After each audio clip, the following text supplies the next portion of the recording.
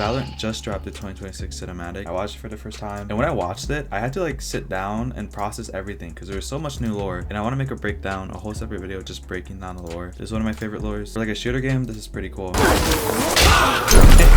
So right off the bat, Chamber just gets one tap. When I saw it, I was like, wait, what just happened? So Chamber just gets one tap. We're gonna go frame by frame. This is 8 seconds into the trailer, so I was like, what? Brimstone stops the Viper from like trying to save him. Yo, he just got one tap and they're still shooting at him. Why are they shooting at him? Like, also there's copyrighted music, so I'm not gonna play this. So we go to Chamber. A lot of people think that he's like dead fully, but you can see him like breathing.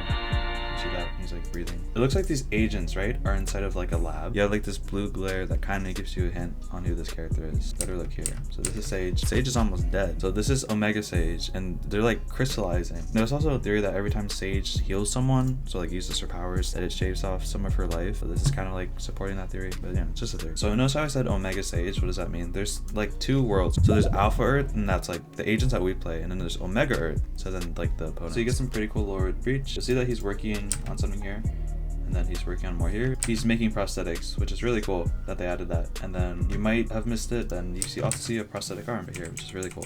I just think that's some cool tidbit to Breach's lore. Bro is awesome. Bro is wholesome. It's not going to be wholesome in like 5 seconds. Get Yoru trying to save like as many people as he can, but then you're going to see that he can't really save everyone. This is really sad scene of like not being able to save the mom. And then this Earth crumbles, and then we've got Sova versus Sova. Dude, this Sova, I think that's also insane how they're going so much more into like this darker story of all the agents. This reminds you how much is going on behind the scenes of the game. Like they give them lore. You got the two Sovas, Omega and Alpha. So this is where the Brimstone Viper arc happens. Viper has a nightmare. It's interesting because Viper uses her mask almost like a comfort item here to like breathe into. Like obviously there's like no gas or anything happening. It's kind of interesting. You see hands behind her, and a lot of people were surprised by this. Like I was like, what the frick? Then we see it's Chamber and Viper together. This Chamber is not actually real. It's just like a imagination. This Chamber is one tap. Viper here gets some sense of urgency. Now we're on to Alpha Earth, the other side. We got Killjoy, Raze. They're all just like, we're having a party. Sova for some reason keeps getting hit in the eye. Whether it be Alpha Sova or Mega Sova, bro gets hit again.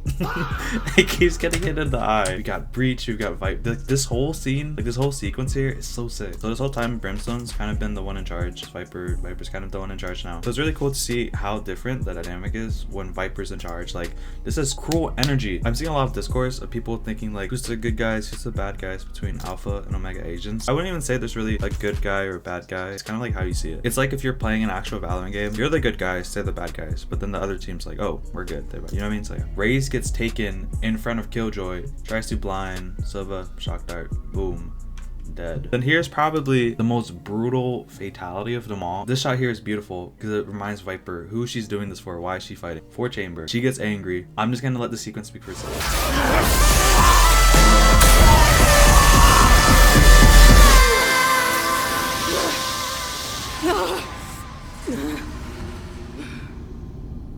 To end it off, Chamber's dead, Sage is dying, Viper's on her revenge arc, Yoru needs therapy, Sova needs 2 eyes, and Breach is the only one doing community service. That's just